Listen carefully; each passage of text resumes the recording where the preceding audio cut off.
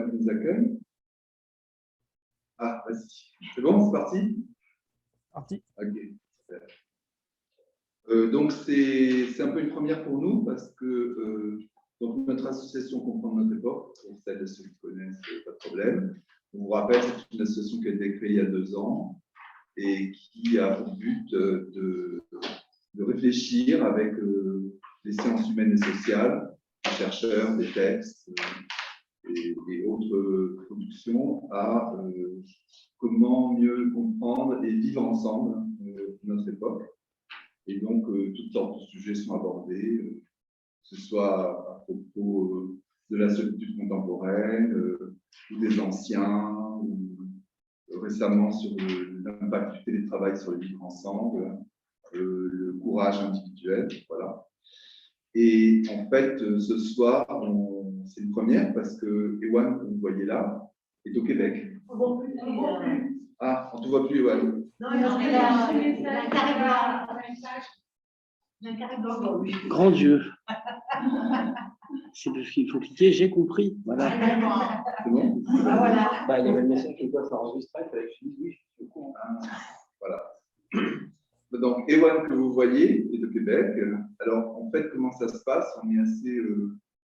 On est beaucoup dans l'association à plutôt ne pas avoir l'intervenant sachant, parce que chaque fois qu'on a l'intervenant qui sait, par exemple, on va travailler, on va réfléchir sur accélération et aliénation de Hartmut Rosa, sociologue. D'abord, on n'est pas sûr qu'on puisse l'avoir. En tout cas, l'idée, c'est qu'on se considère plutôt comme des passeurs. Et donc, on a toujours un des membres de l'association qui, suite à un groupe de réflexion, on a initié des groupes de réflexion depuis 1 an et demi comme ça, où il y a 3-4 personnes, donc quand on est adhérent et on peut être volontaire sur le sujet. Et il y avait un des groupes qui était axé sur accélération et aliénation, et il y avait notamment une personne qui n'est pas là ce soir, et puis Ewan. Et un des membres du groupe porte le sujet pour jouer un rôle de passeur, c'est-à-dire que pendant un quart d'heure, il va nous expliquer, Ewan, la thèse de Hartmut Rosa, et suite à ça, on va en discuter. Sachant que c'est la spécificité de l'association, justement qu'on n'a pas le sachant en face, c'est plutôt de ensuite voir en quoi ça fait écho pour soi, dans notre époque, et qu'est-ce que ça nous dit. Donc, ce que je vous convierai à faire, c'est qu'au travers du cours exposé d'Ewan, vous puissiez vous dire en quoi vous, ça peut concerner votre expérience, et si vous en avez envie et si vous le souhaitez, qu'ensuite on partage, avec l'idée que bien sûr, comme Ewan a approfondi le sujet, il a lu le livre, il a creusé, il pourra aussi nous répondre. Mais le but du jeu, c'est vraiment de faire un lien entre ce qu'un chercheur, un penseur a pu réfléchir et penser, et puis nous, contemporains de cette époque, citoyens, comment on le vit, et voilà. Et le but, c'est vraiment de favoriser des échanges directs. Alors, on ne peut pas entrer en concurrence avec tout ce qu'il y a sur Internet, etc. Ce n'est pas le but. Le but, c'est qu'on soit là ensemble et que ça puisse nous permettre, par l'interaction, de mieux comprendre, de nous ouvrir à d'autres représentations. Et voilà. Donc, Ewan, c'est à toi. Merci beaucoup, Michel. Est-ce que vous m'entendez bien là? Ça va comme ça? Parfait. Super, super. Je vais commencer en remerciant Michel et puis Marie-Christine aussi, parce qu'on était 3 là dans le groupe, mais de m'avoir donné l'occasion de lire Rosa. Enfin, je m'en souviens encore, là, j'avais lu cet été, puis on a travaillé ça après. Et justement, comme Michel l'a évoqué, en lisant Rosa, moi, il y avait plein de choses par rapport à mon ressenti à moi, ma perception à moi, qui ont fait écho, qui ont fait résonance. Et donc, c'est ce que je vais essayer de vous transmettre aujourd'hui. J'aimerais que ce soit la même résonance pour vous, parce qu'en tout cas, je trouvais que Rosa a posé des questions, puis a apporté des réponses aussi vraiment intéressantes. Vraiment intéressante pour nous, pour comprendre ce qui se passe aujourd'hui dans notre société. Juste un tout petit mot d'abord pour dire qui je suis, d'où je parle. Donc, vas-y, Ewan, on a été coupé. Je ne sais pas ce qui s'est passé. Je ne sais pas. Depuis le début. Alors, je suis vraiment très content. Je remercie Michel de m'avoir donné la possibilité. Non, ce n'est pas là qu'il fallait que je recommence, Michel. Je peux. Vas-y, Ewan, c'est bon. Donc, je remercie beaucoup Michel Marotta. Non, donc je suis Ewan, alors, comme même un mot, je suis professeur ici à Montréal en gestion des ressources humaines, je travaille sur les compétences que les salariés développent dans leur travail et sur les rôles des technologies. Donc, c'est assez loin de Rosa, vous allez voir, étant donné ce qu'il présente. Mais par contre,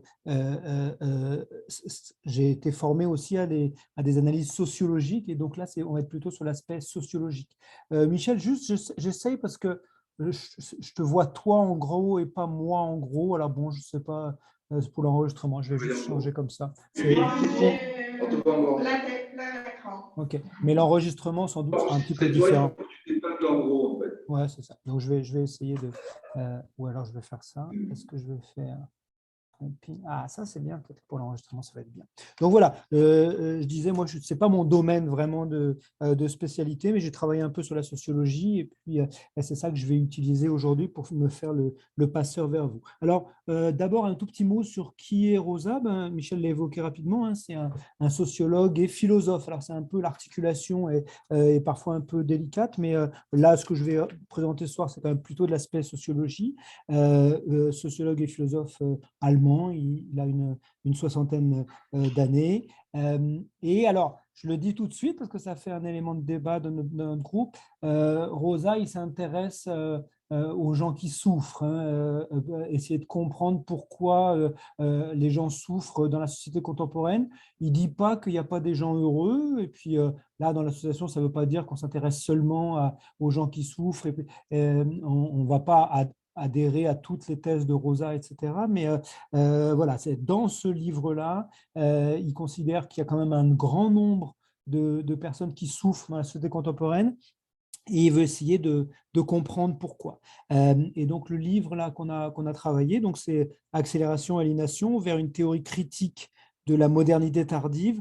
C'est un livre qui est assez court, moi je trouvais quand même assez clair, il y a beaucoup d'exemples, etc. Donc, moi, je vous incite éventuellement à le regarder, je vais essayer à le lire, je vais essayer de vous en donner envie là, en présentant les principaux éléments ce soir. Et en fait, c'est un résumé des travaux que Rosa fait depuis 20 ans hein, sur la question de l'accélération et qui continue encore aujourd'hui. Michel complétera peut-être en parlant des nouvelles publications de Rosa, parce que celle dont je vais vous parler là n'est pas la dernière.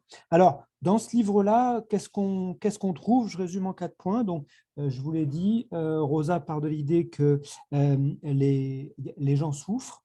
Deuxième point, il dit on ne sait pas trop pourquoi on souffre, et lui apporte une réponse en disant c'est à cause de l'accélération sociale. Alors, je vais définir, enfin, Rosa définit exactement ce que c'est, on va passer un petit peu de temps pour dire ça, mais il dit c'est à cause de l'accélération sociale qu'on souffre.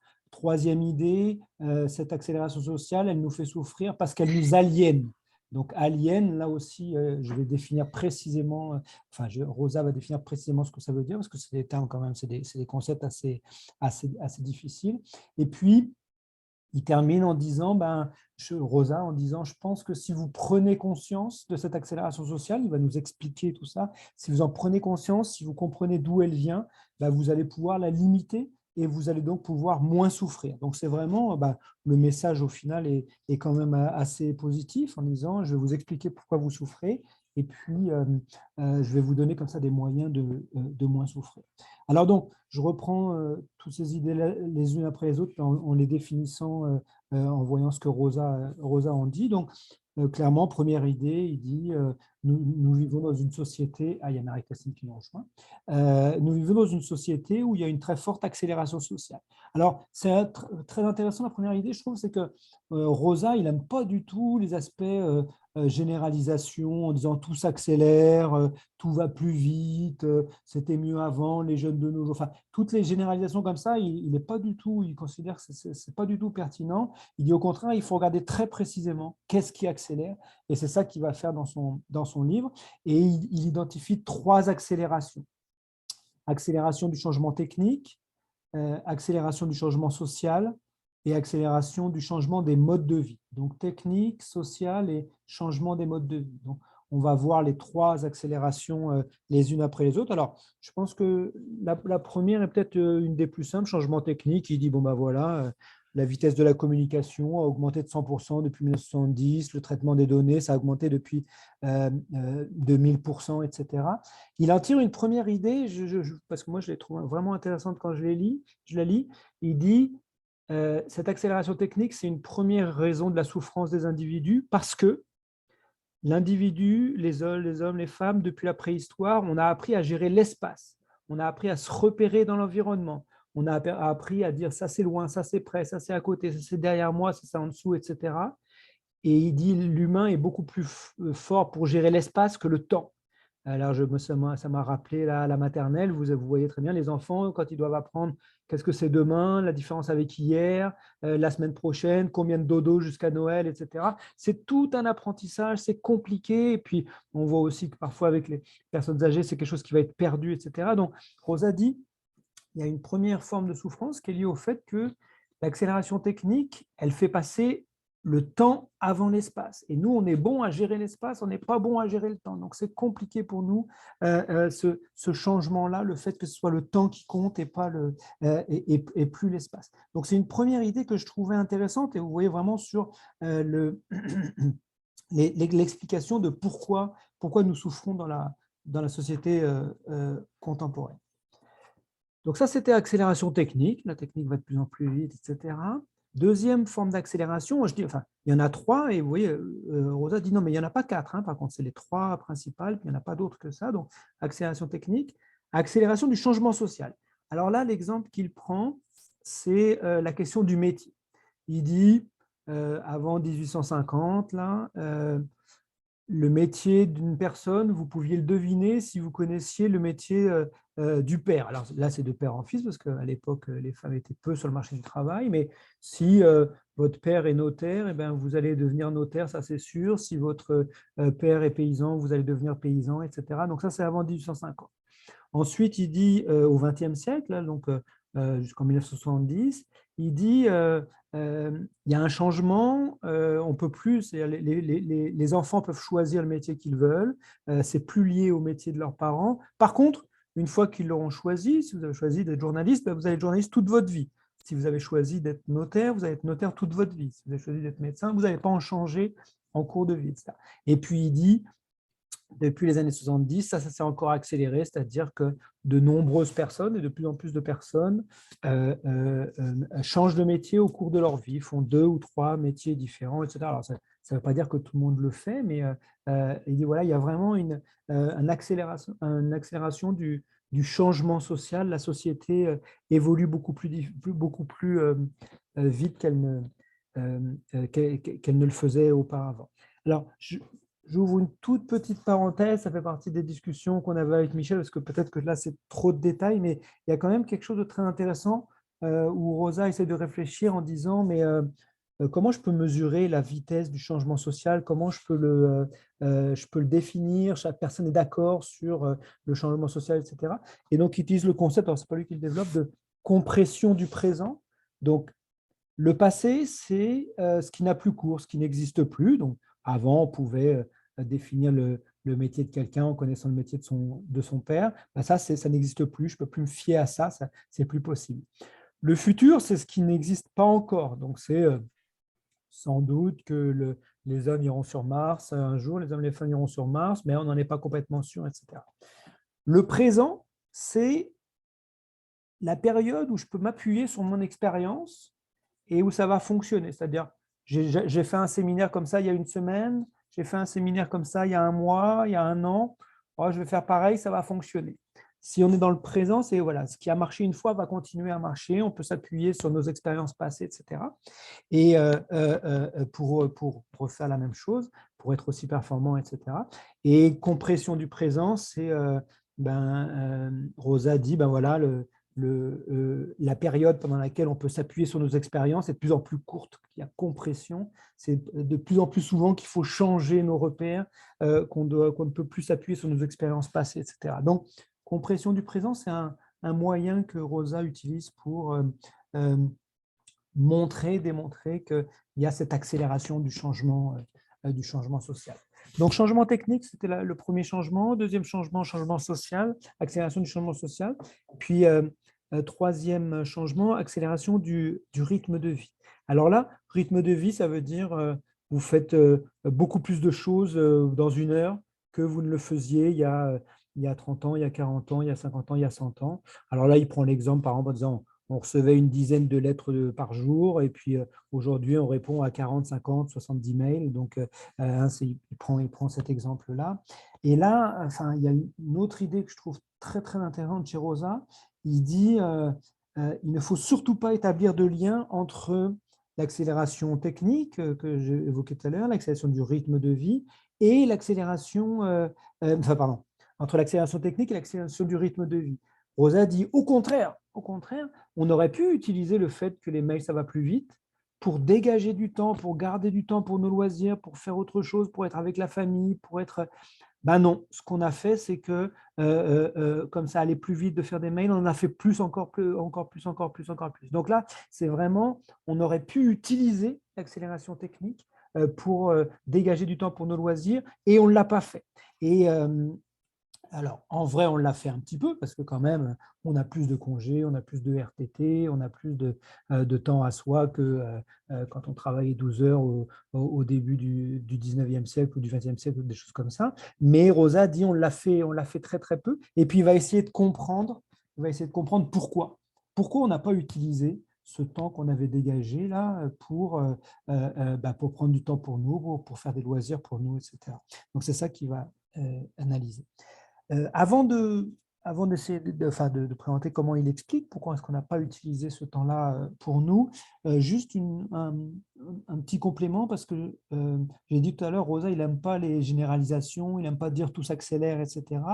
Et c'est intéressant parce que ça lui permet d'identifier une autre source de notre souffrance, c'est-à-dire qu'il dit, oui, il y a des choses qui s'accélèrent, mais il y a aussi des choses qui ralentissent. Alors justement, il prend l'exemple en disant, les pères passent plus de temps avec leurs enfants qu'ils ne le faisaient au début du XXe siècle. Donc, le temps pour les pères a plutôt ralenti sur certains aspects. Il dit qu'il y a des choses qui résistent. Alors, il prend souvent l'exemple de la biologie en disant il faut 9 mois pour faire un enfant, mais en même temps, il voit bien qu'il y a des moyens de réduire ça. Et puis, il constate aussi, par exemple, qu'on dort beaucoup moins qu'on ne dormait dans les années 70, etc. Donc, il y a c'est 30 minutes de perdu depuis 70, puis 2 heures depuis le 19e siècle par nuit. Donc, il y a des choses, enfin, la biologie résiste un peu, mais pas tant que ça. En tout cas, ce que Rosa dit, c'est que là, il y a une autre explication de notre souffrance. La première, vous vous souvenez, c'est le fait qu'on est meilleur pour gérer l'espace que pour gérer le temps, et puis c'est le temps qui est le plus important aujourd'hui, donc on se retrouve un peu coincé. Là, la deuxième, c'est que il dit on est pris entre des choses qui accélèrent, des choses qui résistent, et des choses qui ralentissent, et donc ça, c'est compliqué, toutes ces tensions qu'on a entre les choses qui accélèrent et les choses qui ralentissent. Donc ça, j'ai fait un petit point parce que ça permettait d'identifier une autre source de notre souffrance. Je reviens maintenant au point auquel on s'était arrêté, c'est-à-dire grâce à l'accélération technique, on aurait pu se garder plein de temps pour nous, plein de loisirs pour notre famille, pour des choses qui nous intéressent, etc. Et puis, ce n'est pas ce qui s'est passé. Ce qu'on a fait, c'est qu'on a accéléré notre rythme de vie et puis on fait beaucoup plus de choses en une heure qu'on le faisait. Et là, en fait, Rosa apporte la réponse en disant on a fait ça parce qu'il y a 3 moteurs qui nous ont un peu pris au piège. C'est quand même, ça va être de cet ordre-là. Alors, à la fin, on va finir par dire qu'on peut sortir un peu du piège, mais il y a 3 moteurs qui nous ont un peu pris au piège. Moteur social, c'est la compétition de tous contre tous. Vous allez voir, c'est quand même très lié à l'aspect économie capitaliste et des choses comme ça quand même. Parce que je ne l'ai pas évoqué, mais Rosa a quand même une dimension post-marxiste qui se voit bien dans le moteur social, la compétition de tous contre tous. Il y a aussi un moteur culturel. Alors, c'est la promesse d'un paradis sur Terre, donc ça j'y reviendrai. Il y a le lien évidemment avec la religion. Et puis il y a un moteur interne, le cycle de l'accélération elle-même. Donc, premier moteur, la compétition de tous contre tous. Alors, Rosa dit on ne fait pas exprès, on tombe dedans, on a l'impression qu'on ne peut pas faire autrement, on va rentrer dans une compétition des uns contre les autres. Rosa dit aujourd'hui, on est en compétition, même pour garder son ou sa conjointe, ses amis. Hein. Si on n'est pas un bon ami, si on n'est pas un bon conjoint, eh bien, on risque de perdre ses amis, sa conjointe, son conjoint, etc. Et l'image qu'il prend, c'est vraiment le hamster qui court dans la roue, quoi, hein. C'est-à-dire qu'il dit, voilà, on est tous en compétition les uns contre les autres. Alors, je vais pas trop approfondir là parce qu'il y a plein de choses qu'on pourrait dire sur l'individualisation, mais Rosa trouve que c'est un moteur qui est très très fort dans notre société et qui détermine beaucoup nos comportements. Alors, deuxième moteur culturel, alors promesse d'un paradis sur terre. Alors il dit oui, avant il y avait les religions, là, les religions qui disaient si vous êtes vertueux, vous allez avoir le paradis après votre mort. Et donc, Rosa dit, ben, avec la disparition des religions, il y a quelque chose qui l'a remplacé. Alors, on est toujours un peu dans la dimension de la consommation capitaliste qui dit, ben, si vous travaillez fort aujourd'hui, votre richesse ne dépend plus de votre naissance. Hein. Ce n'est pas les nobles qui vont avoir toutes les ressources et vous rien, etc. Si vous travaillez fort, eh bien, vous allez pouvoir avoir votre paradis dès maintenant sur Terre. Vous allez pouvoir avoir les moyens de vivre, alors ce que Rosa appelle une vie bonne, etc. Donc, Rosa est vraiment le moteur culturel, c'est ça, c'est l'idée que chacun, si on travaille très très fort, on va pouvoir obtenir exactement tout ce qu'on veut dès maintenant, dès notre vie sur Terre. Alors, il identifie tout de suite, j'y reviendrai après, mais en disant que ça crée une frustration permanente. Parce que oui, vous pouvez faire plus de choses, oui, vous avez accès à plus de choses, mais comme l'étendue des choses auxquelles vous avez accès, c'est elle aussi agrandie. Hein, donc, il prend l'exemple des voyages, c'est-à-dire que oui, aujourd'hui, l'avion permet d'aller partout dans le monde, etc. Mais vous êtes aussi frustré, voire encore plus frustré que dans les années 60-70 où l'avion était hors de prix et vous pouviez vous déplacer qu'en France ou en Europe, parce que à proportion, où il y a plus d'endroits dans le monde que vous ne pourrez jamais visiter.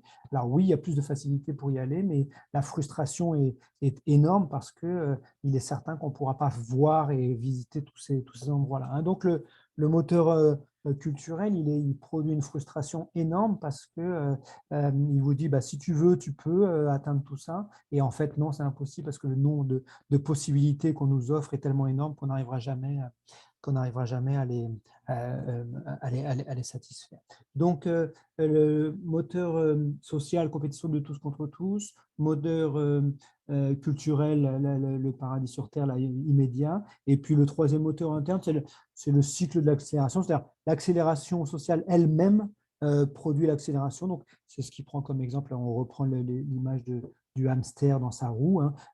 Plus il va courir vite, la seule chose qui gagne là, c'est qu'il va devoir courir encore plus vite. Hein. Donc, on accélère parce qu'on accélère. Donc, l'accélération s'auto-entretient. Donc, ça, il a expliqué pourquoi il y avait cette accélération sociale. Et le dernier point qui est vraiment très important, là, peut-être qu'on pourra discuter, mais moi je trouve que ça a fait beaucoup d'écho avec mon propre vécu. Rosa montre que ces trois moteurs aliènent l'individu. Alors il faut que je précise ce que c'est que l'aliénation. C'est trois choses, mais c'est vraiment simple. L'aliénation, c'est quand on a trois choses en même temps, personne ne vous force à faire cette chose-là. Vous n'aimez pas cette chose-là et pourtant vous la faites. Hein, donc, personne ne vous force, vous n'aimez pas le faire et pourtant vous allez le faire. Hein, donc, et ce qui montre, voilà, c'est que les trois moteurs que je viens de présenter produisent l'aliénation, c'est-à-dire que le moteur de la compétition de tous contre tous, ça fait que vous êtes en concurrence avec votre voisin, avec vos collègues, avec votre famille, avec tout le monde, etc. Vous voyez très bien que vous vous épuisez là-dedans, vous voyez très bien que personne n'y gagne, etc. Alors, bon, ce n'est pas les aspects très roses là, hein, de la théorie, mais il montre clairement que cette compétition-là qui nous avait promis qu'on allait gagner beaucoup, en fait, elle dégrade notre vie quotidienne, elle dégrade notre vécu, etc. Deuxième moteur, le moteur culturel, je l'ai évoqué tout à l'heure. On dit, oui, si tu travailles fort, tu vas avoir le droit à tout, tu vas avoir plein de ressources, tu vas pouvoir partir en voyage partout. Oui, mais comme il faut aller maintenant dans le monde entier en voyage, tu es encore plus frustré que dans les années 60 où aller à l'autre bout de la France, c'était déjà toute une aventure et puis c'était finalement peut-être plus accessible de connaître tous les recoins de France plutôt que de connaître tous les recoins de la Terre entière. Et puis le troisième moteur de l'accélération interne, donc le moteur interne de l'accélération, c'est ce que j'ai dit, le hamster, plus il court vite dans sa roue, la seule chose qu'il gagne, c'est qu'il va devoir courir encore plus vite. Et puis alors, Rosa va assez vite après sur le fait que le hamster va finir par tomber de la roue, avec le burn-out, avec le fait qu'il y a des individus qui vont souffrir de cette situation, etc.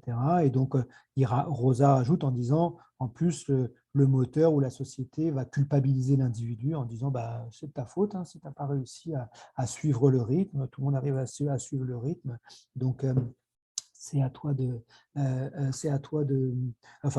ta responsabilité entière si tu as échoué dans cette compétition-là.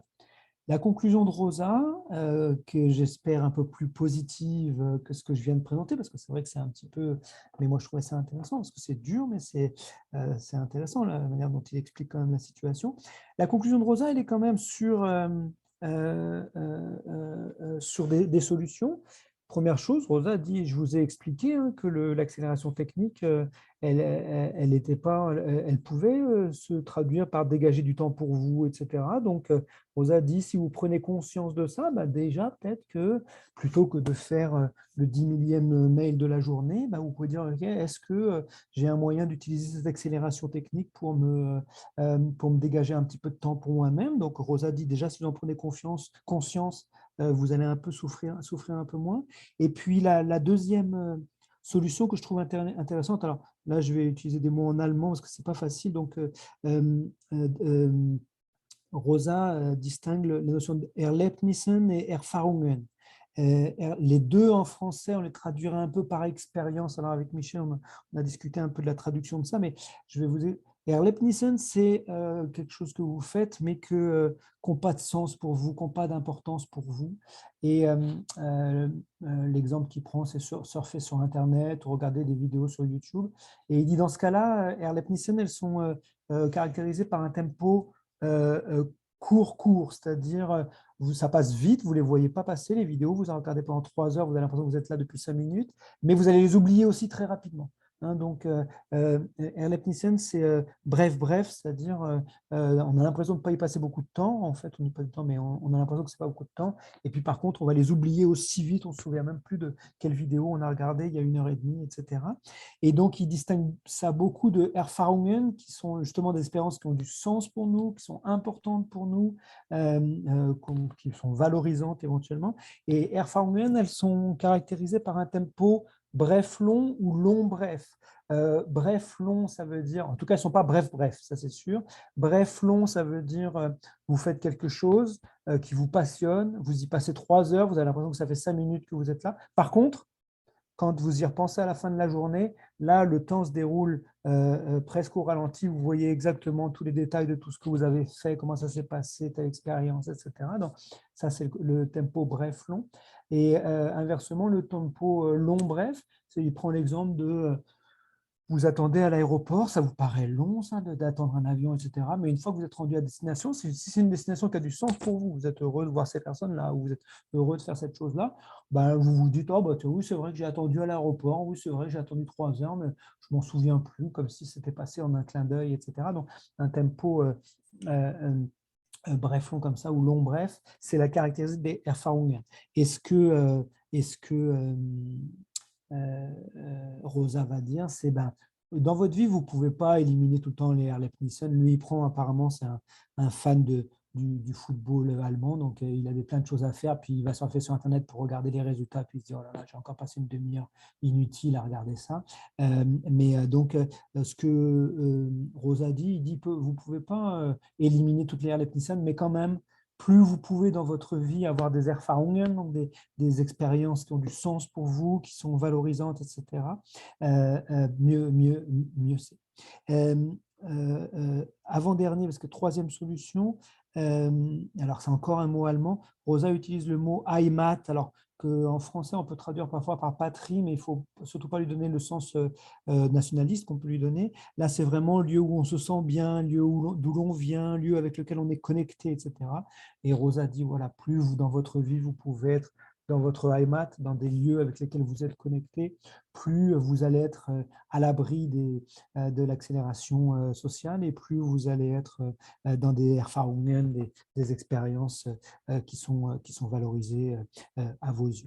Et dernier tout petit indice, tout petit outil, toute petite solution, Rosa nous dit, alors chaque fois que vous vous dites, ah là, il faut vraiment que, je dois vraiment, etc., ça, Rosa dit, ou faites attention, c'est le signe de l'aliénation. Hein, parce que quand on a envie de faire quelque chose, quand on est content de le faire, on ne se dit pas, oh, il faut vraiment que je fasse ça, je dois vraiment faire ça. Donc, Rosa nous dit juste, lorsque vous vous dites, je dois vraiment faire ça, c'est que vous êtes plutôt dans l'aliénation. Donc, posez-vous la question, est-ce que vous devez vraiment le faire? Qui est-ce qui vous y oblige? Est-ce que vous avez un moyen de ne pas le faire? Ça n'a pas de sens pour vous? Donc, c'est comme ça qu'on peut échapper à l'aliénation en se posant un peu cette question-là. Donc, vous voyez, la partie sur les moteurs était un peu peut-être sombre, mais on finit quand même par 4 ou 5 solutions pour échapper à l'accélération sociale. Michel, j'imagine que j'ai dépassé un petit peu le quart d'heure. Hein. Non, pas du tout. C'est marrant parce que quand tu l'avais fait avec Marie-Christine, ça te donnait 15 minutes. Mais... C'est bon. Merci beaucoup. Merci beaucoup. Merci. Alors, comme on vous l'a proposé, et puis pour peut-être les nouveaux venus, on est beaucoup sur en quoi ça fait écho pour vous, en quoi ça fait écho, c'est comme ça qu'on lance le débat, et sur ce qu'a indiqué Ewan, à propos de... Si je comprends bien Ewan quand même, ce que tu dis, c'est qu'au fond, et c'est ce que tu apportes, c'est important de prendre conscience en fait de ce qui se passe. En fait, c'est ça que tu es en train de dire, les types d'accélération, les différents types d'accélération, les moteurs, et surtout peut-être aussi cette capacité de réflexivité par rapport à est-ce que je suis en train d'aller dans l'aliénation ou pas par rapport à ça, et qu'est-ce que ça me fait. Voilà.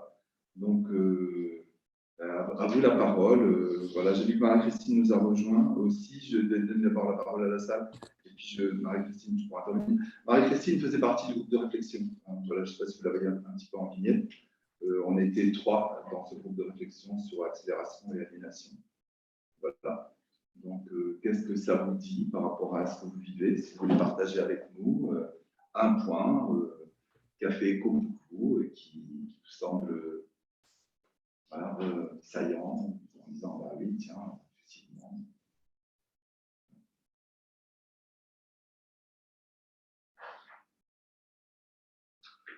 Alors, je précise pour notre nouvel arrivant, c'est que Ewan est au Québec. D'accord. Il est adhérent de la société, c'est le seul adhérent au Québec, il est français, mais il est au Québec. Et comme il faisait partie d'un groupe de réflexion qu'on a eu, et c'est lui qui est exposé. C'est pour ça qu'on a ce dispositif. Normalement, on n'est pas encore au point, parce qu'on est une association, on avait un vidéoprojecteur, mais ça n'a pas fonctionné. Chaque fois, on testera le vidéoprojecteur. Voilà, est-ce que dans vos vies, dans ce que vous... Oui, alors moi, c'est sur la notion du temps qui m'a interpellée.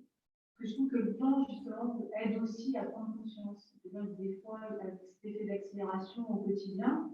En fait, on est un peu pris dans un tourbillon et du coup, comme on manque de temps, finalement, on a un peu la tête dans le guidon, comme on dit. Je trouve que, parce que, par exemple, je suis dans une situation, là, ça fait 3 semaines que j'arrive mon emploi, donc du coup, j'avais mon rapport au temps et aux choses. Et en fait, je vois que je prends beaucoup de recul depuis que j'ai arrêté, justement, parce que j'ai du temps. Voilà, c'est pour illustrer. D'accord. Donc, en fait, ce que tu dis, c'est que je tutoie parce qu'elle est adhérente. Hein. Je tutoie pas tout le monde. Hein. Anne, ce que tu dis, c'est que en fait, ça s'est ralenti parce que tu as changé de situation, c'est ça Alors voilà, et je trouve que le fait d'avoir plus de temps, justement, me permet de prendre plus de recul par rapport aux choses et donc justement de sortir un peu de cette forme d'aliénation qu'on a aussi liée à la temporalité. En fait, je trouve que vraiment le fait de précipiter le temps, je trouve que ça rend plus facilement aliéné. Enfin, et alors, tu aurais pu faire comme ce que dit Armand Rosa, c'est continuer à faire comme le hamster dans la cage, mais tu ne l'as pas fait. Non. D'accord. La cage a continué de tourner sans moi. D'accord. Et ouais. Juste pour ajouter, alors je ne sais pas si pour Anne ça fonctionnerait, mais ce que Rosa dit aussi, c'est que sans doute, alors il y a plus de temps bien sûr, mais aussi plus d'activités qui ont du sens pour toi. Enfin, toi, quand le travail finit par avoir moins de sens, etc., quand on enlève comme ça des activités qui ont moins de sens, bah, du coup, ça dégage de la place pour les Erfahrungen, comme on disait, là, les expériences qui ont du sens, qui ont de l'importance pour toi. Donc, il y a aussi, au-delà du temps matériel qui s'est dégagé, il y a aussi le fait qu'on consacre à des choses qui ont de l'importance pour soi, quoi. Allez-y, n'hésitez pas, hein, on est un peu comme chez nous. D'ailleurs, la traduction de Heimat, puisque mon épouse est allemand, Ewan, c'est plutôt le chez-soi. Chez soi, parfait, c'est bien. Que patrie, c'est plus on me retrouve chez moi en fait. Donc tout ce qui peut être développé dans l'habitus et dans le autour de soi qui permettent de se sentir chez soi. Oui, moi, pour ma part, j'ai deux sentiments, que c'est le sentiment de l'aliénation justement que je n'aime pas, qui fait que je prends le temps de me dégager du temps, d'aller plutôt vers les choses qui me correspondent et de chercher aussi des lieux où je me sens bien pour reprendre les 3 points. C'est plus le côté insupportable de l'aliénation dont j'ai conscience, qui fait que j'essaye de contrebalancer ça par autre chose. D'accord. Et vous arrivez à ralentir et à donner plus de sens. Alors, c'est pas toujours évident parce qu'on est pris dans un système duquel il est parfois difficile de s'échapper. Mais oui, je m'efforce à le faire parce que pour moi, le sentiment d'aliénation est insupportable. D'accord. La définition qu'on a donnée, Ewan, de j'aime pas. Me sentir obligé je le fais quand même. de faire des choses et les faire quand même. Donc vous n'êtes pas, vous arrivez à ne pas être prise par le système. Je ne peux pas dire que je ne suis pas, mais en tout cas j'en ai conscience et je m'efforce de vivre des expériences qui sont pas, qui sortent de cette aliénation. Parce que ça vient contrebalancer, parce que sinon, je pense, non, on va pas. Vas-y, Ewan. C'était juste un petit complément parce que Rosa ne le dit pas là, et puis peut-être ça permet de rebondir. Effectivement, c'est pas non plus vivre que des expériences qui ont du sens 100% du temps. Il n'y a pas besoin, on n'est pas dans la logique purement mathématique. Mais si dans ta journée, tu peux avoir quand même quelques Erfahrungen, quelques expériences qui ont du temps, ça peut éclairer l'ensemble de la journée. Il n'y a pas besoin que ce soit 100% du temps, mais effectivement, arriver à les retrouver quand même au moins quelques-unes par jour, ça fait partie de la manière d'échapper à l'élimination. Et moi, je me pose la question en fait des 3 moteurs. Comment est-ce qu'on arrive à construire de la compétition? Comment on arrive comment ça vient en fait, ces 3 moteurs qui nous rendent fous?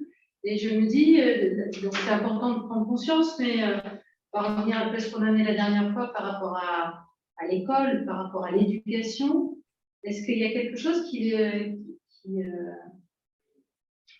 voilà, donc je me dis comment sont alimentés ces moteurs en fait? Parce qu'un moteur, ça ne tourne pas tout seul. Alors, je vais commencer par le 3e parce que c'est le plus… Après, il y a Betty qui a voulu Pardon. Vas-y, Ewan.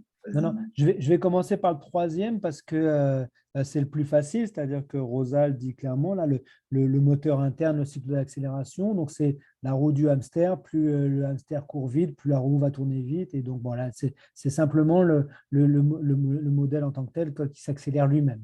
Ça s'accélère parce que ça s'accélère. Donc ça, là, la réponse est la plus facile. Et puis alors, les 2 premiers moteurs, bah là, alors, c'est vrai que c'est un peu compliqué, mais Rosa, il a vraiment un fond post-marxiste, c'est-à-dire qu'il dit c'est la plus grande réussite du système capitaliste, c'est-à-dire que nous faire croire que si on travaillait fort, on allait avoir des récompenses au niveau de notre travail, quoi. Et chaque individu qui travaille fort va être récompensé pour ses efforts, etc. Et Rosa dit là, le système capitaliste nous a vraiment aliénés. Et puis, alors il dit en plus, on tombe là-dedans, on le fait parce que c'est comme ça. Enfin, c'est vrai que c'est un côté un peu fataliste. En tout cas, c'est difficile, mais ouais, il est vraiment très critique sur le système économique. Lui, c'est comme ça qu'il explique l'apparition de ces deux moteurs-là. Ce qu'on peut peut-être dire, préciser aussi là, c'est que nous, on est dans une perspective critique par rapport aux ouvrages qu'on présente. Hein. Je veux dire, quand Ewan dit ça ne veut pas dire qu'il partage la pensée de Rosa. C'est Rosa. C'est Rosa. Il se fait le passeur. Hein, c'est important de dire ça. Hein. Après, il peut dire là, il est en tant que passeur, mais ensuite, il suffit qu'il identifie qu'il parle en tant que Ewan et pas en tant que Rosa. Hein. Ça va ouais, bah, oui, bah, juste un mot, Michel, là-dessus, parce que ne serait-ce que oui, parce qu'il y a été un peu de débat dans le groupe. Ouais, je l'ai dit au début, Rosa, elle s'intéresse qu'aux gens qui souffrent. Moi, je pense qu'il n'y a pas que des gens qui souffrent dans la société. Donc, mais je trouve ça intéressant, l'explication qu'il nous apporte sur les gens qui souffrent. Hein. Donc, je ne suis pas du tout complètement… Oui, c'est-à-dire que la discussion, c'était et on peut mettre en débat, c'était qu'on pouvait avoir des gens qui ne feraient pas d'accélération, qui s'en nourrissaient en fait. Betty, tu voulais intervenir? C'est pour répondre à Barbara qu'il explique comment on est passé de la diligence au TGV et que ça s'appelle le progrès et que c'est comme ça aussi qu'on est rentré de la lettre qu'on mettait 2 heures à écrire, à l'email, etc. Et que la prise de conscience de ce monde qui s'accélère, c'est pas décélérer, hein, je pense qu'il ne préconise pas de décélérer, mais d'avoir conscience qu'on est dans un monde où on a des outils de progrès, c'est-à-dire que si on prend le temps de marcher, on ne va pas marcher tous les jours pour ralentir la voiture, quoi. C'est-à-dire qu'on se dit que je vais prendre la voiture pour aller loin, mais je vais aussi prendre le temps de m'aligner avec mon corps, de retrouver mes membres, de marcher de temps en temps, etc. Donc je pense qu'il fait le constat et en même temps, il nous pousse à regarder ce monde qui va droit dans le mur, quoi, sur le plan écologique, sur le plan économique, sur le plan burn-out, bore-out, surtout le monde du travail, où les gens meurent d'ennui ou meurent de surcharge de travail, et dit faites quelque chose, quoi. Vous ne pouvez pas rester, parce que la machine continue, le hamster continue.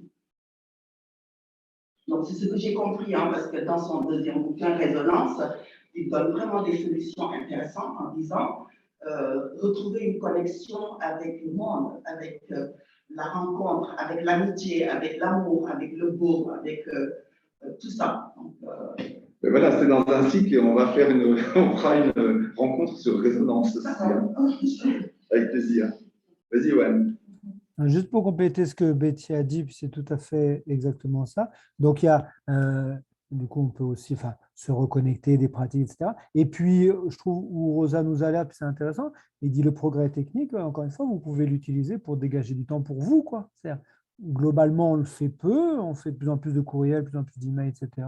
Mais c'est tout à fait possible d'utiliser ce progrès technique pour à dégager du temps pour des activités qui ont du sens pour nous. Donc, c'est vraiment un élément complémentaire. Là. Pour répondre à Barbara, moi, je me suis intéressé au moteur culturel, notamment, quand j'avais étudié l'ouvrage, et Ewan a ouvert sur tous les autres moteurs. Et en fait, le moteur culturel, c'est en gros ce qu'avait dit Ewan, la fin des grands récits, pour une bonne partie de la population, en tout cas pour celle qui peut consommer, etc., qui fait que il y a une profusion de possibilités de consommation, de biens culturels, de cinéma, et on est toujours, et tous nos contemporains, moi-même compris, on peut se sentir tout le temps en retard de ne pas avoir vu tel film, de ne pas avoir tout lu, de ne pas avoir voyagé. Il parle des voyages, mais il y a aussi tous les biens culturels. Et ça peut mener à une frustration. Et surtout, ce qu'il dit, c'est que ça mène à une accélération qui fait qu'on, pour un certain nombre de personnes, il peut y avoir le fait de dire allez, il faut que je fasse beaucoup de voyages, le plus possible dans ma vie, il faut que je lise le plus de choses, il faut que j'écoute des CD, de la musique, là j'ai Spotify, il faut que j'écoute. Et ça génère une frustration parce que du coup, ce qu'il dit, c'est qu'on finit par passer à la surface de soi-même et être moins dans le profond, dans le qualitatif. Voilà, et c'est ce phénomène-là qui fait que ce moteur est dû au fait qu'avant, c'est vrai que dans beaucoup de récits, il y avait même le récit comme quoi, même quand c'était athée, avec le récit communiste, c'était demain, on travaille pour l'homme nouveau, pour le progrès, etc. Et même pour le progrès, il y a, mais ça, beaucoup de penseurs l'ont étudié, la fin de ce qu'on appelle les grands récits, en tout cas pour un certain nombre de personnes.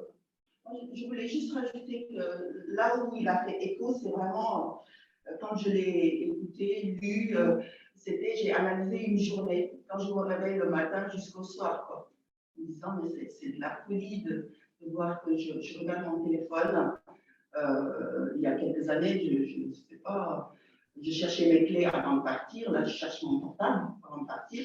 Donc je pense que quand on analyse nos journées, voilà. Et puis pendant le confinement, on avait l'impression quand même, au mars 2020, on avait appuyé sur le bouton arrêt. C'est-à-dire qu'il n'y avait plus de transport, il n'y avait plus rien. Est-ce qu'on a retrouvé du temps? Je me suis posé la question, est-ce qu'on a retrouvé du temps? Parce que j'ai l'impression que je n'ai jamais écrit autant de mails que pendant le confinement. C'est-à-dire que je n'ai pas rattrapé ce temps où je ne marchais plus, je ne voyageais plus. Le monde du travail est venu nous dire, vous devez être partout, mais en étant chez vous. Parce que même si on a apprécié le télétravail au démarrage, je pense que sur la deuxième période, on s'est dit non, on a envie d'aller retrouver les collègues, on a envie d'aller retrouver une vie sociale, parce que ça s'est arrêté, enfin, notre corps s'est arrêté, nos relations se sont arrêtées, mais il y a quelque chose qu'on fait qu'on ne peut pas faire. Ces trois points-là, je les ai vécus dans ma chair pendant le confinement. Donc, il y a vraiment eu de l'aliénation pour moi sur le fait de dire vous ne bougez plus, vous n'êtes plus en interaction avec vos amis, vos proches, mais vous continuez quand même à faire un step parce que vous êtes en télétravail, il n'y a plus de distance entre le travail, votre vie de femme, votre vie de mère, votre vie de… Tout est mélangé dans un même espace. Je pense qu'il n'y a pas une pire aliénation. Et d'où ça venait du coup quand tu partages avec nous ça, Betty, par rapport à ce qui se dit à Montreuza, c'est quoi le moteur qu'est-ce qui faisait que… Est-ce que c'était le côté juste hamster, c'est-à-dire accélérer pour accélérer, ou parce que si on se le dit, pourquoi on continue, tu vois ce que je veux dire? Moi, j'avais l'impression vraiment que quand on nous a dit restez chez vous, quand j'ai vu l'image de ces villes désertes, enfin, j'ai jamais été aussi alignée spirituellement. Moi, je ne suis pas religieuse, hein, mais je me suis dit, il y a eu un bouton arrêt pour me dire, mais regardez-vous, quoi. Arrêtez de courir et regardez-vous. C'est-à-dire qu'il y a eu un virus qui a été l'élément déclencheur, mais je me suis dit, c'est l'occasion ou jamais de nous regarder dans notre cage, quoi. On nous a dit, stop, posez-vous, que voulez-vous faire? Il y a un virus dehors, vous êtes chez vous, qu'est-ce que vous voulez faire? Pourquoi ça n'a pas fonctionné? Pourquoi ça n'a pas fonctionné? Ça n'a pas fonctionné parce qu'il y avait quoi? Il y avait cette accélération technique. Ah oui, par les outils Zoom. Ah, mais les outils Zoom, on a pu mettre les AirPods, les Zoom, les machins, on en avait à télécharger des applications, des trucs qu'il fallait être à distance. C'est impressionnant, c'est-à-dire que restez chez vous, mais on va vous amener des outils pour ne rien rater. En l'occurrence, ce que tu dis, ça va à l'encontre de ce que dit Rosa sur l'accélération technique, et Johan, je t'interpelle sur ce sujet, c'est que voilà, avec Zoom, Teams, etc., en tout cas utilisé pour les réunions, une accélération technique qui, au contraire, prend du temps. Mais ça va être partout dans le monde. C'est ça. Non, mais je veux dire, elle ne libère pas du temps, puisqu'elle t'oblige à être en réunion, etc. Elle est intrusive. Oui. Elle est intrusive. Elle est intrusive aussi. Oui. Mais elle permet aussi de dégager aussi du temps sur le temps de parcours, pour le travail, etc. Il y a des pendants aussi à cette accélération technologique. D'accord. Oui, c'est marrant parce que moi je voyais plus comme ça aussi. Ok. Alors oui, c'est intrusif, c'est vrai, et c'est vrai qu'il n'y a plus de limite du coup entre le monde de travail et le monde de chez nous. Mais d'un autre côté, ça libère énormément de temps parce qu'un rendez-vous, on n'a plus besoin d'aller je ne sais où, prendre des transports en commun, les bouchons, 1 heure, je ne sais pas. On peut rester chez nous. Et beaucoup de gens, je ne sais pas les ratios, mais beaucoup de gens se sont libérés du temps. D'accord, ça veut dire que ça permet à un certain nombre de personnes de se Certaines poser. personnes ont tiré profit en tout cas. D'accord. Juste par rapport aux réunions Zoom ou aux communications par visioconférence, moi, je trouve qu'elles étaient beaucoup plus chronophages que les réunions en tête à tête. Vous êtes connectés, tu nous vois. Voilà, c'est ça. D'accord. Ça c'est vrai, ça c'est vrai. D'accord, Et oui. donc, du coup, une réunion qui durait 1 heure, elle pouvait durer 2 heures, 2 heures et demie en visio. Ça, c'est vrai, oui. Vous voulez intervenir, peut-être? Non, tout de suite. C'est intéressant ce que vous dites parce qu'en fait, pardon Je Isabelle. voulais juste dire qu'avec le recul, j'ai l'impression, on a toujours l'impression d'aller plus vite, mais en fait, on ne fait rien de plus qu'avant. Enfin, moi, j'ai ce retour-là. Je n'ai pas l'impression qu'on fasse beaucoup plus de choses qu'auparavant. Au travail notamment? Oui, bah, partout, mais partout. Enfin, on a cette impression qu'on peut tout faire plus facilement, soi-disant plus vite, et puis quand vous prenez un peu de temps de vous poser, vous dites, qu'est-ce que je fais en fait de plus qu'il y a 10 ans, où je m'occupais, j'avais les mêmes fonctions à peu près, et en fait, j'ai l'impression qu'on est un peu dans un leurre, on est dans un système où on est tous embarqués là-dedans, et qu'à un moment, si personne ne dit stop, ça ne s'arrêtera pas, quoi. Et On fait pas plus, mais on en plus. Voilà. Et alors, Juste un point, simplement, je vous rappelle qu'on est d'accord que quand chacune parle bien de son expérience, hein, ça va, parce qu'on essaye d'éviter les généralisations, parce qu'on voit bien qu'on peut avoir. Oui. Oui, voilà. Hein, donc, on est d'accord, Isabelle, que tu parles bien de ta perception et ta pensée. Je préférais le rappeler. Ça, c'est vraiment mon avis. Voilà. C'est ce que tu vis, en tout cas. C'est ce que je vis, et puis j'ai eu l'impression d'être submergée de demandes, de visio, et il fallait s'intéresser à tout, et c'était plein de sujets différents. Et du coup, on en a lâché une, on en prend une autre. Et donc, voilà. L'inconvénient quand on est à distance à visio, c'est qu'on lève le doigt depuis un certain temps comme moi. Vas-y, Ewan, à toi. Non, mais c'est très bien parce que ça me permet de suivre. Juste je trouvais que ce qui vient d'être dit là, ça faisait bien écho avec ce que Rosa avait dit au début, qu'on n'est pas très bon, enfin nous les humains là, pour évaluer le temps, c'est-à-dire, je ne sais pas est-ce que c'était Olivier qui parlait, là, en disant on a économisé 1h30 le matin, 1h30 le soir en transport, puis quand tu regardes ta journée, tu as l'impression de ne pas avoir fait plus. Enfin, c'est des choses vraiment qui sont complexes. Hein. Il y aura, je pense, toute une analyse à faire. Qu'est-ce que le temps est devenu avec la pandémie et le télétravail? C'est une question, je crois, qui est vraiment pas simple. Et l'autre chose auquel je voulais rebondir, ça fait un peu plus loin, Michel, mais tu vois, quand tu disais, alors je pensais pour Isabelle, tu disais, mais et alors donc, pourquoi est-ce que tu as continué à le faire ou je ne sais pas, quelque chose comme ça. Mais ça, c'est la définition même de l'aliénation. Hein. C'est-à-dire qu'effectivement, c'est ce que Rosa dit. Vous n'aimez pas ça, il n'y a personne qui vous y oblige, il n'y a pas un policier qui est là en train de... Et pourtant, vous le faites. Hein. Donc, c'est vrai que c'est un petit peu, ça fait un peu bizarre à penser. On passe beaucoup de temps à faire des choses qui nous plaisent absolument pas et que personne ne nous oblige à faire. Donc, c'est assez dérangeant, enfin, et donc intéressant, je trouve, comme pensée. De ça, non? Parce que Comment? tu en fais beaucoup des choses qui ne te plaisent pas ou Oh, bah, t'es pas oui, obligé de... comme tout le monde, j'imagine. Si j'avais que des Erfahrungen, ça irait pas, il paraît. Mais oui, bien sûr. Je ne sais pas. Non, mais ce qui est intéressant dans ce qui se dit, c'est qu'au fond, il y a aussi cette notion qui disait de Erfahrungen, c'est une expérience vécue forte, et Erlebnis, c'est petites expériences fugaces et qui passent, comme tu dis, on voit un truc d'une série, puis on ne se rappelle de rien.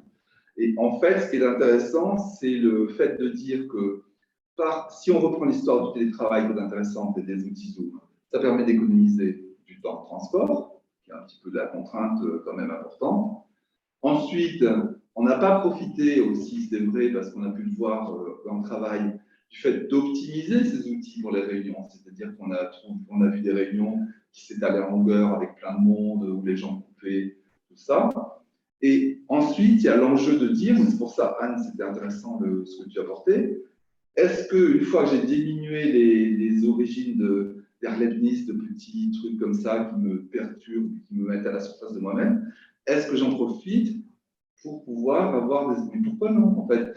Puisque du coup, concrètement, je peux avoir le temps dégagé. Dans le cas du confinement, du premier, très clairement, il y avait une opportunité pour chacune et chacun d'entre nous d'avoir plus de temps et de dire, est-ce que maintenant, je peux vivre des expériences et plus profondes? Je me demande, là, tout à l'heure, tu as défini l'humain est fort dans l'espace. Hein, et je me dis, le télétravail se passe chez nous. Et est-ce qu'on n'a pas une confusion des genres? Est-ce que quand on est chez nous, il n'y a pas un double mélange entre ma table à repasser et puis mon ordinateur? Est-ce qu'il n'y a pas...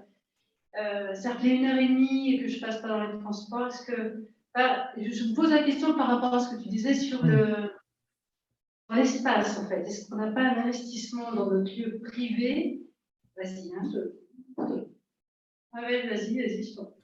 Non, mais vous pouvez terminer. Non, effectivement, je pense, tu as entièrement raison là quand tu discutes ce point-là, parce que Rosa, effectivement, ne rentre pas dans ce détail-là là, de l'espace. C'est simplement dire, ce qu'il dit simplement, c'est on a une bonne capacité à se situer dans l'espace. Est-ce que je suis loin? Est-ce que je suis près? Est-ce que je suis à gauche? Est-ce que je suis à droite?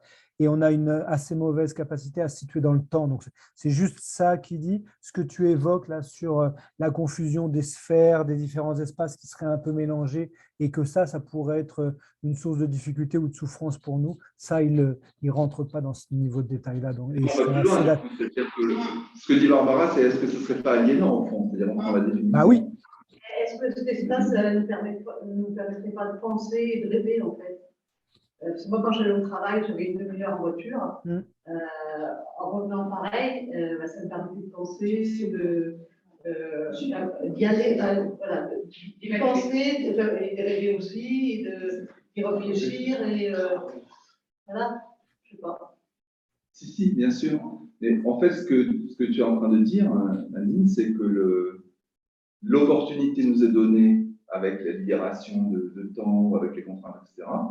Et ça nous renvoie à nous-mêmes et les choix qu'on peut faire. C'est-à-dire, au fond, si on inversait juste le titre, ne pas être aliéné, c'est personne ne me force à faire cette chose, je n'aime pas la faire, et bien je ne la fais pas. Ça, je ne suis pas aliéné. Et même le contraire, personne ne me force à faire cette chose, j'aime la faire, et je la fais. C'est pas aliénation. Et donc, en fait, c'est l'idée du choix, en fait, il me semble. C'est-à-dire ce que tu dis. D'avoir un autre regard là-dessus. Oui, mais le fait que quand tu dis, par exemple, il me semble, une demi-heure de trajet, tu choisis de ne pas forcément allumer la radio pour que les informations tournent en boucle, tu mets peut-être une musique, tu rêves. Oui, en fait, j'en profite pour. Mais tout le monde ne fait pas ça. Pour penser, pour réfléchir. Oui, mais il y en a qui sont en accélération dans leur voiture. Il y a une personne de la salle et après je te donne la parole.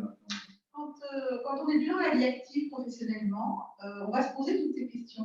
Parce qu'il va bien falloir savoir qu'est-ce qu'on veut de sa vie et donner du sens. On n'a plus les enfants, on n'a plus la maison à construire, on n'a plus tout ça, tout ça. Tout d'un coup, c'est mais qu'est-ce que je veux vraiment pour moi? Quel sens je donne? Quel choix je vais faire?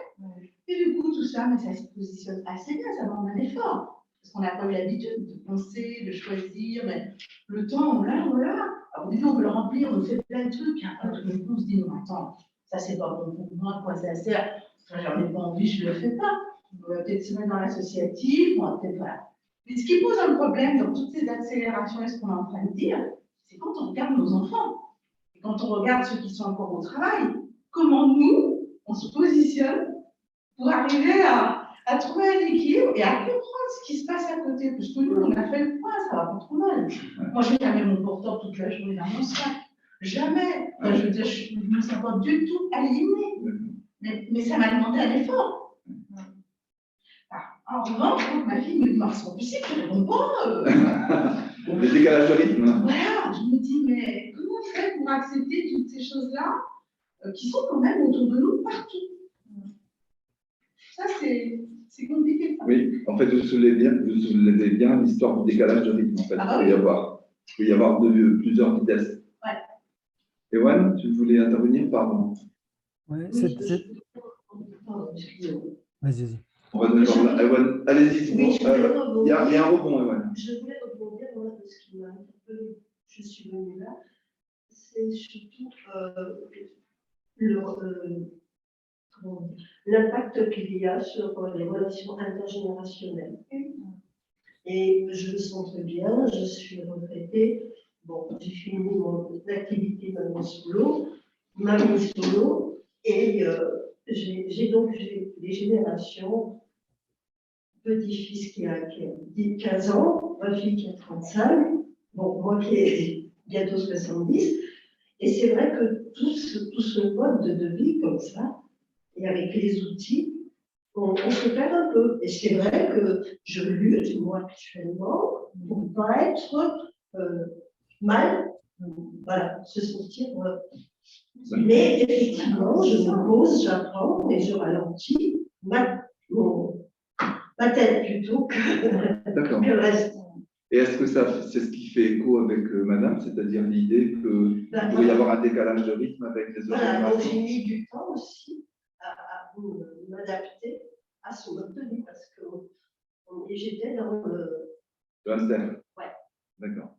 Moi, je voulais juste rajouter pour dire que je me demande si c'est une sorte de retraite-ouage parce que je fréquente des ados et je ne comprends rien à ce qu'ils disent. C'est-à-dire que l'accélération de leur débit, franchement, je me dis que on a à chaque âge, on a ce challenge-là de dire que la génération la plus jeune, on est décalé. Parce que moi, j'étais samedi avec des ados, je me dis, j'arrête, je ne suis plus parce que c'est pas comme un mot par minute, quoi. C'est leur façon de parler, leur débit n'a rien à voir avec notre façon de parler. Ils sont sur leur smartphone et je pense que à chaque génération, une plus de recul ou une différence avec les enfants, les petits-enfants, ou parce qu'effectivement, c'est infernal quand on les entend parler, on se dit, mais c'est pas possible qu'on puisse comprendre ce qu'ils disent. Ok, donc tu soulignais la différence de rythme en fait par le langage. Par le langage. Okay. Même arrivé par le langage, c'est-à-dire que quand on est devant un groupe d'ados, oui. Il faut être dans le groupe, hein, parce que c'est aussi très accéléré. Alors ça c'est très intéressant ce que tu dis, parce que du coup on parle bien des différences de rythme, et après on peut amener ce qu'on avait amené dans le groupe et qui commençait à être amené ici dans le groupe de réflexion, c'était de dire en quoi aussi quelquefois l'accélération, plutôt que d'aliéner, peut avoir de la ressource, la dynamique, et projeter en fait vers des projets futurs, etc. Et ça c'est peut-être intéressant qu'il puisse y avoir des témoignages de ce type-là. Je dis ça parce que moi je connais aussi quelques ados qui parlent vite comme ça et qui me semblent être assez bien dans leur peau. Voilà. Et tout en étant en accélération, c'est-à-dire qu'au fond, comme s'il y avait une espèce d'adaptation, de rythme différent. Et Juan, tu voulais intervenir, vas-y. Enfin, ça remonte, mais là, enfin, vraiment, je suis très, enfin, tout ce que vous évoquez, c'est vraiment complètement l'accélération du changement social que Rosa décrit, quoi, en disant compression du présent, c'est-à-dire ce que tu sais des ados, c'est de moins en moins vrai, de moins en moins longtemps, quoi. C'est-à-dire qu'effectivement, là, il faut tout revoir. Tu avais à peu près une représentation de ce que c'était qu'un ado, comment ça fonctionnait, etc. C'était sur un certain nombre de générations, et puis là, ça a changé. Juste. Est-ce que pour autant, attends, juste sur ça, et ouais, c'est important. Est-ce que pour autant, mais ça je lance le débat, ça génère de la souffrance?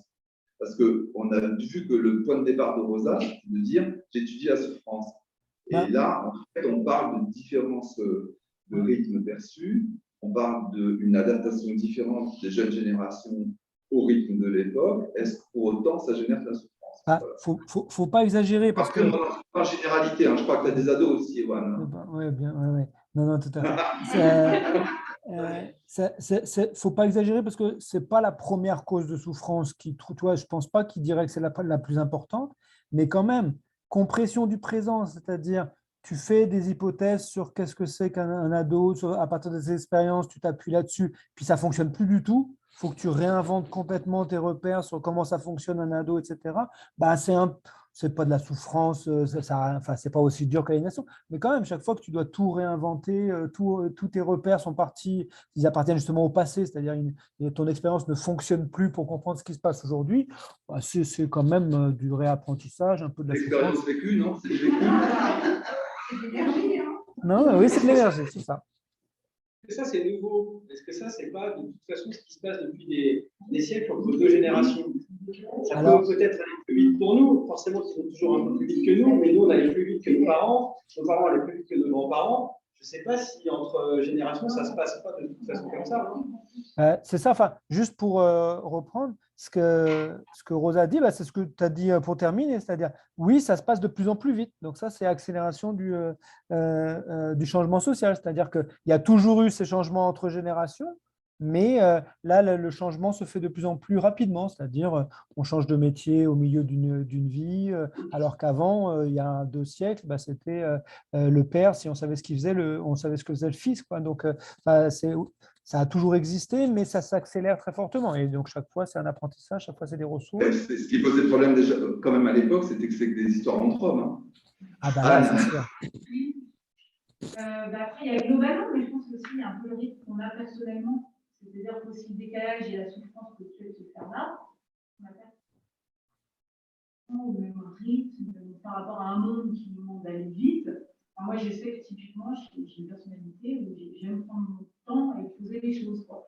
Et donc, je me rappelle, même jeune, souffrir de ce décalage dans le temps, parce qu'on me demande de faire ci, du temps de timing, la pression du temps, etc.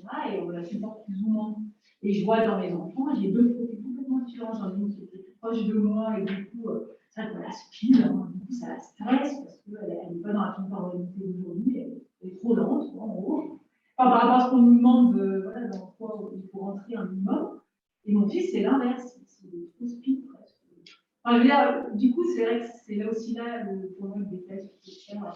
Est-ce qu'on vit bien ou pas, déjà, par rapport à la structuration personnelle, ça peut aussi jouer, quoi. Il donne un critère, Rosa, finalement, c'est le critère de l'aliénation, quoi. Est-ce que j'ai envie de le faire? Voilà, si je n'ai pas envie, je le fais quand même. Mais quand même, comme on appartient à une société, on a beau dire si on n'a pas envie d'être oblique, à un moment donné, il y a des moments, il y a des contraintes qui font Bien sûr.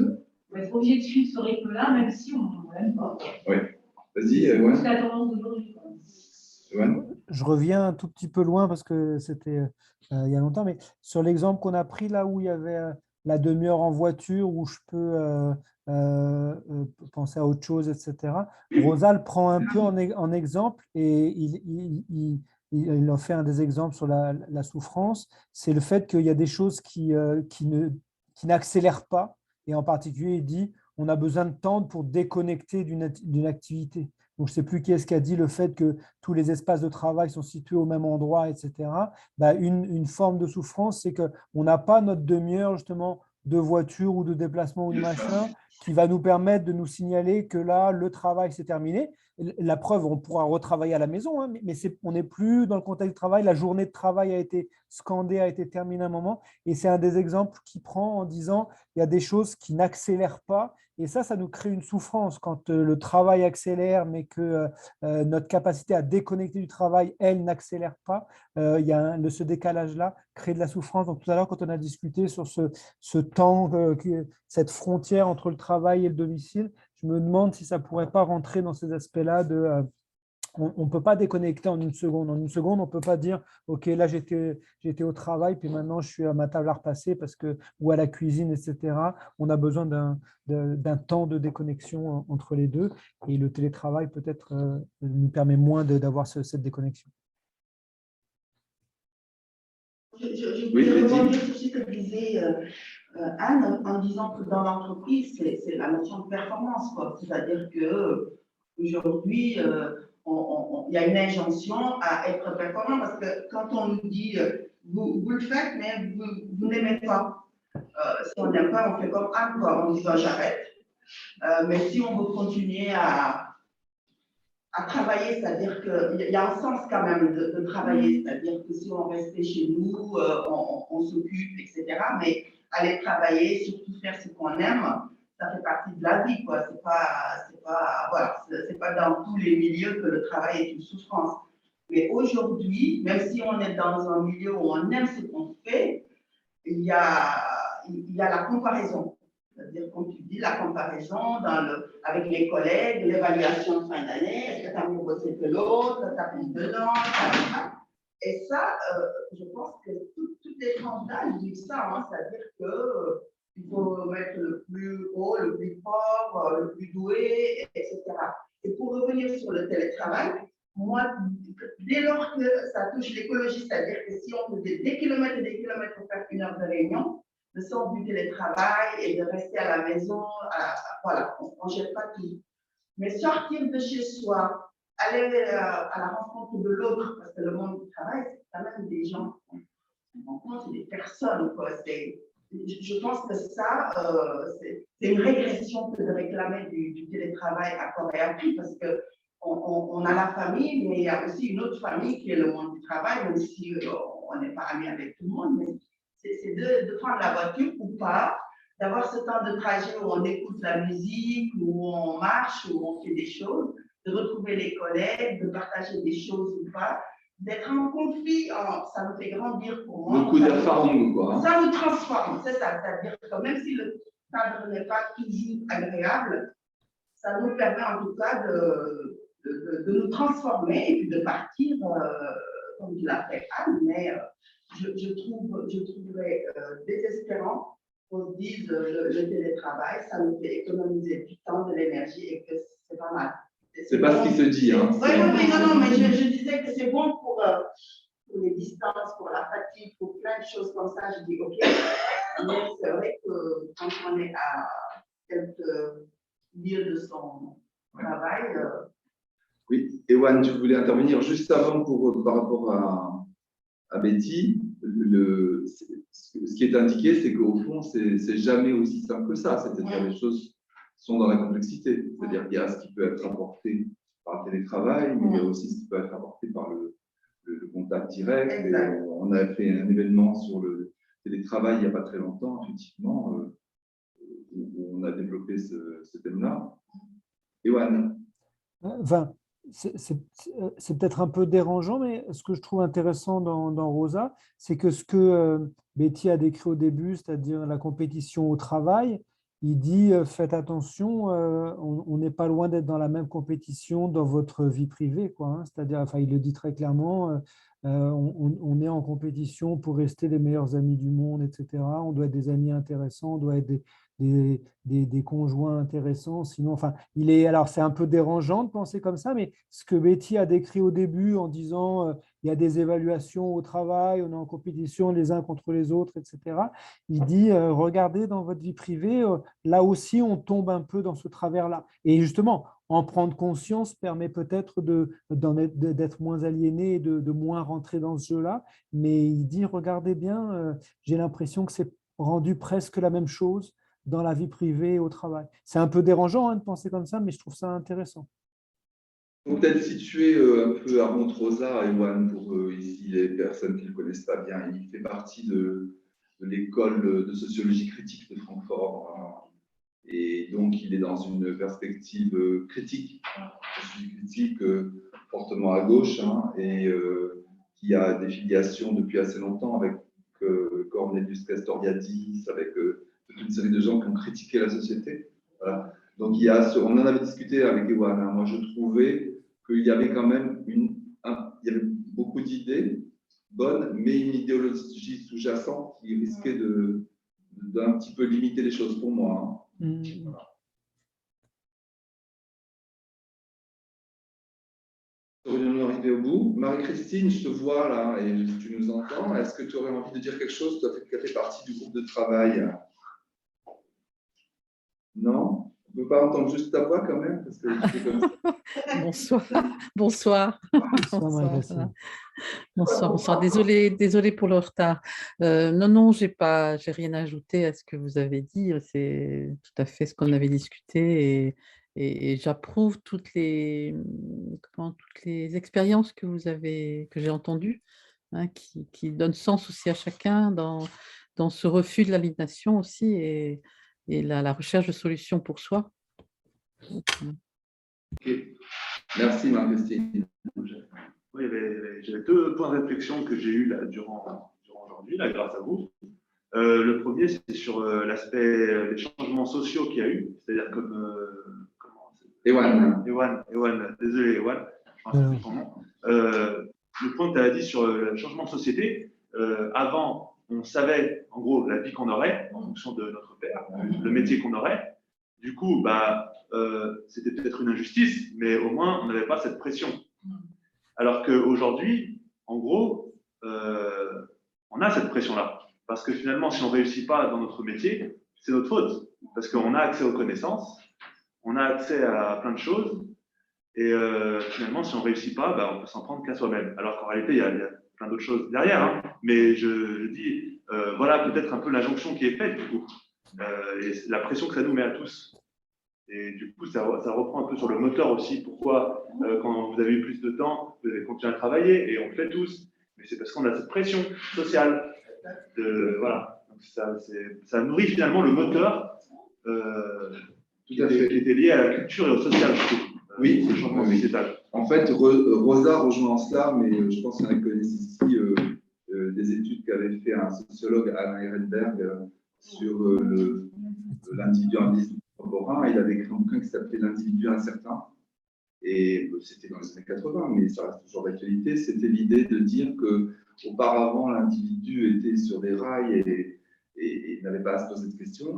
Et que la question qui s'est posée, elle se retrouve dans le film de Godard où Anna Karina, je ne me rappelle pas pourquoi, qui retrouve, où elle erre sur une plage et elle dit mais qu'est-ce que je peux faire, je ne sais pas quoi faire. Alors, en fait, ce que disait Alain Lander, c'est qu'au fond, l'individu aujourd'hui moderne n'est pas à lui-même à ses choix, mais du coup avec toute la pression que ça veut dire de dire il faut que moi je choisisse entièrement ce que j'ai à faire, et voilà, ça peut faire le lien avec le fait que si en plus ça s'accélère, comme dit Juan, avec sa chance d'adolescent, il y a une nécessité d'adaptabilité qui peut être peut-être pour un certain nombre insupportable. Pour d'autres, des défis aussi, hein. Je crois qu'il ne faut pas oublier ça. Parce que moi, je travaille beaucoup avec le Centre des jeunes dirigeants, qui sont des jeunes entrepreneurs et qui ont fait ce choix-là. Et ces gens-là vivent là-dedans, quoi. C'est-à-dire que je les vois épanouis dans l'accélération, dans la multiplicité des défis qui se présentent à eux. Donc voilà, ils sont faits d'une patte qui m'épate, c'est ce que je veux dire. Mais vraiment, ils sont dans l'accélération heureuse. Moi, c'est plus mon cas. Bon, ben voilà, moi, il fallait te le dire. Moi, c'est vrai, c'est super. Alors, dans quel domaine, justement? C'est super, dans votre cas. Qu'est-ce qui vous stimule dans l'accélération? C'est le fait qu'on puisse faire beaucoup plus de choses, qu'on puisse avoir accès à toutes les connaissances. Les connaissances n'ont jamais été aussi accessibles. Je trouve que c'est fabuleux. Donc, il y a une accélération là-dessus aussi. J'ai envie de savoir quelque chose, bim, je le sais la seconde d'après. Avant, non, il aurait fallu que j'aille à la bibliothèque, ça fait que je même pas de livre, je le commande, ça va pris 2 semaines. Vous voyez, là, je peux tout de suite savoir ça. Bim. Alors, du coup, et puis la connaissance. La connaissance, c'est magnifique parce que j'acquiers une nouvelle connaissance, il y a une nouvelle question. Il y a une nouvelle question, du coup, je suis stimulé par la prochaine question, donc je vais aller plus loin. Et du coup, on peut aller très loin et très vite. Voilà. En fait, on a inventé l'idée de l'hamster intelligent. Non, mais moi, je suis un peu comme ça aussi. Voilà, moi, je trouve ça fabuleux, personnellement. L'histoire, regardez, on est avec Monsieur et au Québec. Ah ouais. Ça aurait pas pu être possible avec.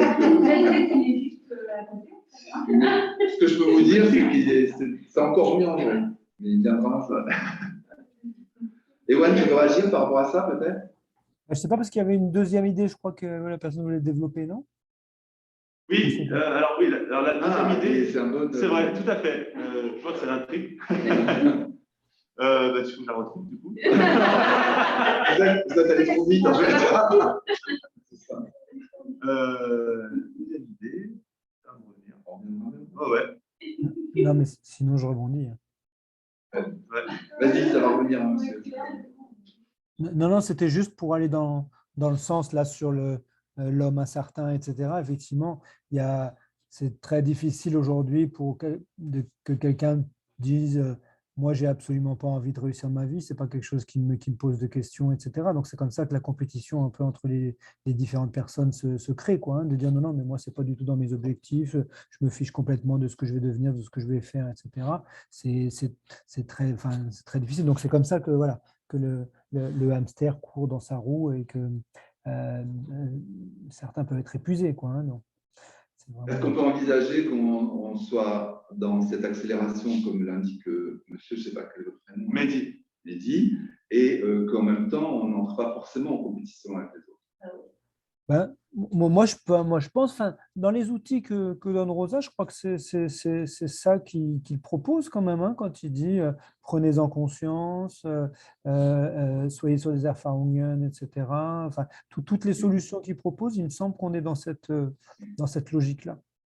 Et le livre dont parlait Betty, Résonance, où effectivement, qui est passionnant parce qu'il montre qu'au fond, on peut en jouer avec ces rythmes et l'accélération, en cherchant justement en quoi on peut être en accord avec les situations, avec un très très grand pragmatisme. Tu l'as lu, hein, Betty? Oui, et je voulais rejoindre Mehdi pour dire qu'effectivement, vous trouvez que ça vous ouvre beaucoup de perspectives. C'est l'analogie avec les voyages. Il y a énormément de pays à découvrir. Est-ce qu'à un moment donné, vous n'avez pas la frustration de ne pas pouvoir lire tous les bouquins, de ne pas visiter tous les... C'est-à-dire qu'effectivement, on en a plus, mais comme les journées sont toujours 24 heures, soit vous bouffez votre sommeil, c'est-à-dire que ce que vous gagnez en écoute de musique, en lecture, vous le perdez peut-être en qualité de sommeil, vous dormez moins, vous C'est le cas. plus tôt. C'est forcément, enfin, c'est une hypothèse, hein, mais moi je suis dans cette énergie-là de dire, allez, j'ai tellement accès à tout, je vais lire. Et quand je vois que j'ai dormi 3-4 heures, je me dis, mais est-ce que ça vaut vraiment le coup? En fait, tu te réveilles complètement. Voilà. Donc, je pense aussi qu'on court vers la performance. Vous ne maîtrisez pas l'outil vous dépasse. Ouais.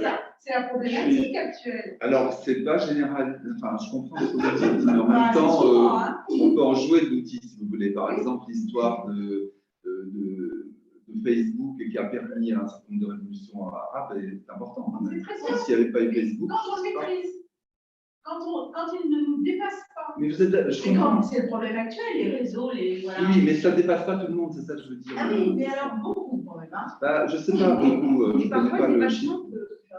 Comment ? Enfin, je pense que l'impact n'était même pas prédit de Facebook. Ah ben non, c'est émergent. Et je trouve que le dépassement peut aussi être utile en fait à l'avancée. Il a dépassé dans le bon sens. politique.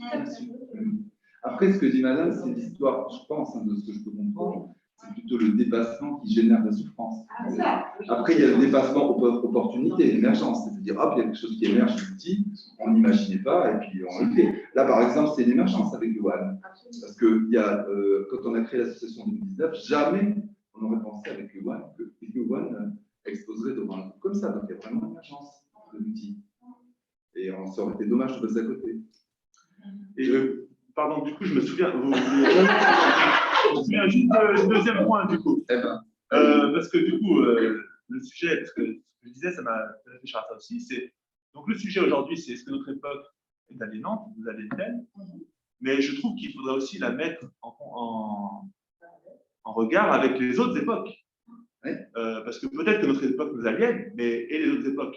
À quel point est-ce qu'elles étaient aliénantes? On peut se poser aussi cette question. Tout à fait, très pertinent. Je rejoins Mehdi.